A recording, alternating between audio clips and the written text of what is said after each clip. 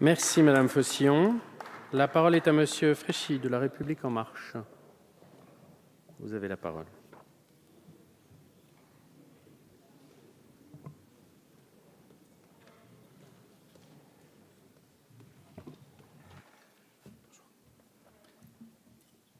Merci.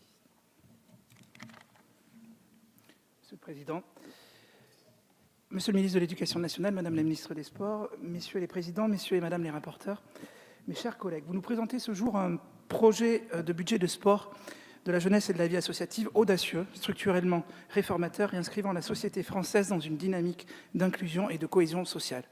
À ce titre, 2 chiffres sont à retenir. 540 millions d'euros de crédits de paiement affectés au programme numéro 163, Jeunesse et vie associative, et 348 millions d'euros de crédits de paiement affectés au programme numéro 219, Sport.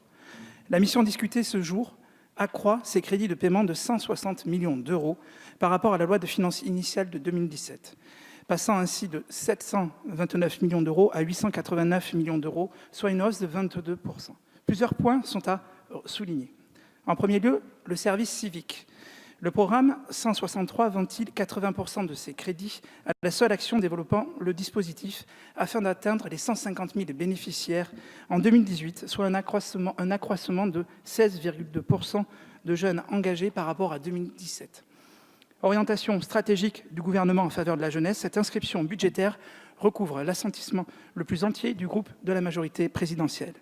Gage aussi bien d'audace que de nécessité, promouvoir le service civique, c'est soutenir plus qu'une seule activité enrichissant ses propres compétences.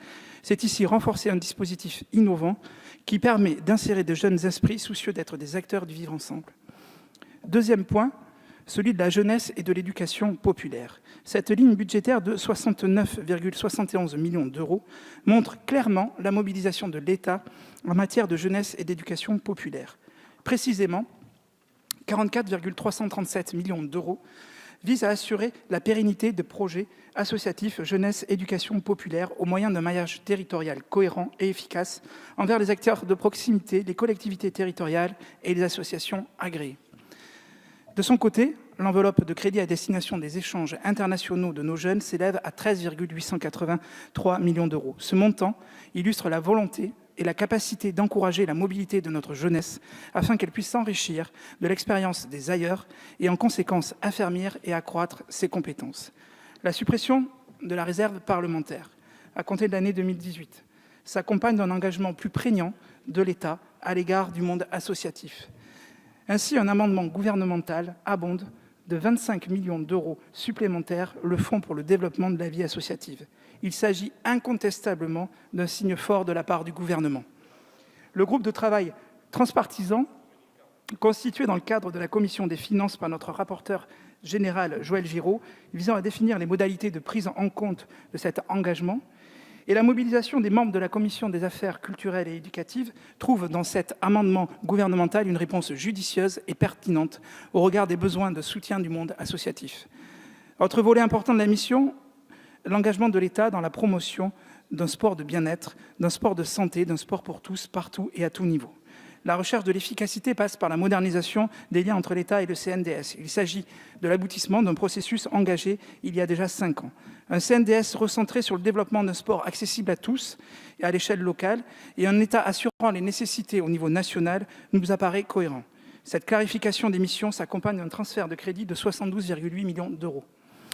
Vous apportez également un soutien important aux fédérations sportives en augmentant leur crédit alloué de 3 millions d'euros par rapport à 2017. Cette enveloppe leur permettra de réaliser des projets concrets tant dans les métropoles que dans les périphéries françaises.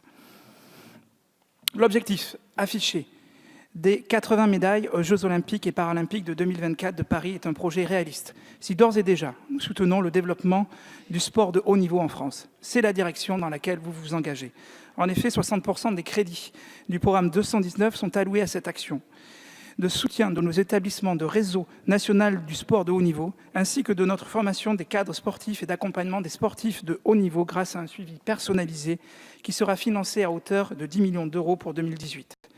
Dans la perspective de l'organisation des Jeux olympiques et paralympiques de Paris 2024, votre amendement, Madame la ministre, d'allouer au fonds Solidéo 58 millions d'euros de crédits en autorisation d'engagement et 48 millions d'euros en crédits de paiement et gages d'anticipation et reçoit l'aval le plus total de notre groupe. La politique publique déployée en matière de sport, jeunesse et vie associative considère aussi la dimension du bénévolat comme substrat à chaque réussite sportive ou associative. Cela se traduit par l'ambition d'augmenter de 200 000 le nombre de bénévoles présents sur les terrains sportifs et à consolider le nombre de 15 millions de bénévoles dans les associations.